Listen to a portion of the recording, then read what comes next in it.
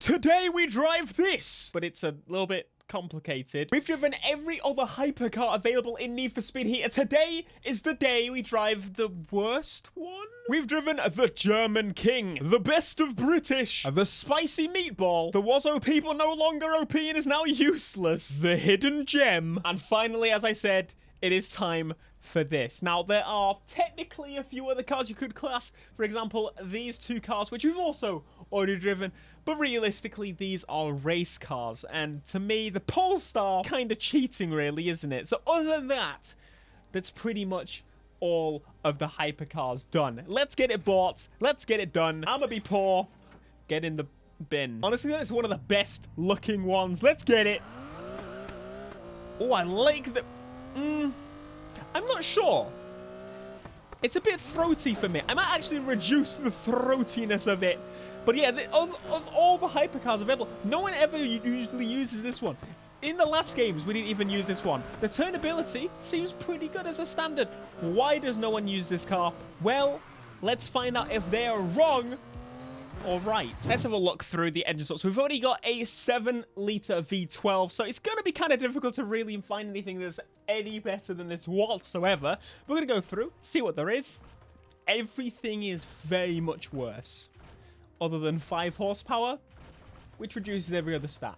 Everything's going in the bin. We're literally going to keep the standard engine because it is, quite frankly, stats-wise, the best available option. We're going to put in all the ultimate parts. You know the business. We're going to get it done. We need to see if this thing can get to 400 plus. Easy peasy, lemon squeezy. We're only getting up with turbos in, and this should shoot us up quite significantly. Holy crap! First things first, I'm very much a poor man now, but we do have a pretty sick car stats-wise going in. We've got 1200 exactly. Very, very nice. And we've got a 0-60 of 2.3 and a top speed of 232, which I think we can beat quite easily. Now, visual customization-wise, as I said, we've already built this car on previous Need for Speed. I think Payback was the only Need for Speed that actually had this car in, so it was new to that game. What on earth is this changing? Oh, it's putting some extra vents on the side. Very... Alright, I'll take it, Ghost. Not too shabby. How about a little bit more of an aggressive front? Extra fins. Very nice. And then for the splitter. Oh, wait, we actually changed the standard splitter. That is really, really cool. You can actually add to it, or you can change it completely. Not bad. The Aston Vulcan... It's one of those, it's very, very cool, but I'm not sure on it. My Britishness tells me that I should love it very much. My Britishness says if I do not like this, I deserve to be beheaded by the Queen.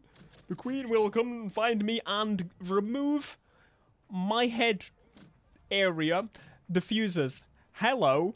We can go a little bit more subtle. That's actually kind of cool. I say a little bit more subtle. They're still absolutely ridiculous. I think... Honestly, I like the standard one the most. Holy crap. I'm going with the craziness. I know people are shouting rice in the comments. You guys can shut up because I'm doing what I want to do. I'm doing what I want. Can you actually change the exhaust as well? Please. Yes. I see it. I see it. We can't really see what it's doing very much, but look at that. Pretty cool. We've got Aston Martin Racing. Very nice. And we've also got a green. Greens on Astons kind of makes sense, but I did see this really, really cool red design with a few black accents around the car that I like quite a lot. But I will be changing the color of it because I don't... the red isn't perfect, right? Needs a little bit more loving. Please tell me it's not a sticker. Damn it! The stickers! Change the lights to a little bit of a green or yellow. I can't actually tell because I've made the car beautifully green. Lower this thing. I say lower it. It's just going to camber it because that's all it can do. We've got an underglow on there with a nice greeny yellow step. Very nice. And finally, I really want to change this exhaust note because it was a bit too raspy. So, can have some more over it. Look at the pops of they. I'm going to burn my tires. I'm not sure what to expect. I'm expecting to be surprised maybe a little bit. I think the look of this thing is probably one of my favorites. The sharp turnability of this thing, it's a little bit weird. So it turns really, really sharply, but it almost kind of drifts off to the side a little bit. Kind of like a motorbike counter steering. I think it might just be the camera work, but it's a little bit freaky deaky. But the green, I definitely do like. And I like the little pinstripes around the car. actual pinstripes, not ruined by a cross. Thank you very much. Actual, just very nice green, subtle. I think with a lot of work, I say a lot of work, a little bit of work, with some decal designs on this could look fantastic. Just because the body lines on its standard look amazing. There's already a bunch of carbon on the car. I want to put more carbon on the damn car, okay? My God, it sounds so good. Do you know what? I actually really like the suppressed sound. The low speed.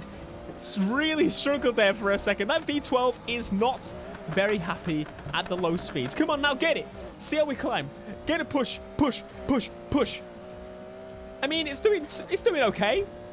I think normally in most hypercars I would be passing. It's slowing down a lot towards the 200s.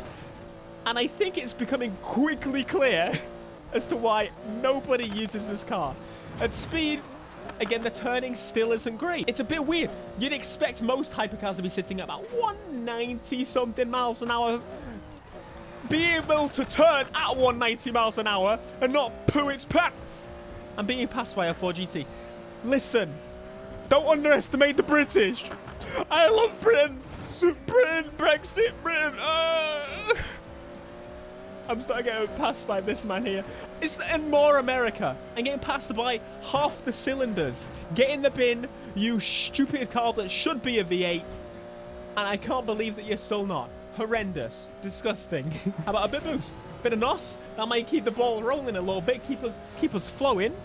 Because the V12 doesn't have enough beans by itself. I think, honestly, some of the Aventadors actually... Well, I say some of... All the Aventadors, I feel like I won't say hold speed better, but accelerate quicker than this. Very strange. I get, again, this technically... Is it a road car version? No, it's supposed to be another hypercar, race car kind of weird combination in this game. But again, of all the cars, we've driven all of them. It is still the last hypercar we have to drive. Do you know what? That's really freaking cool, though. I've just noticed this. I've only just noticed it. I'm not really a massive fan of this car overall, to be honest with you.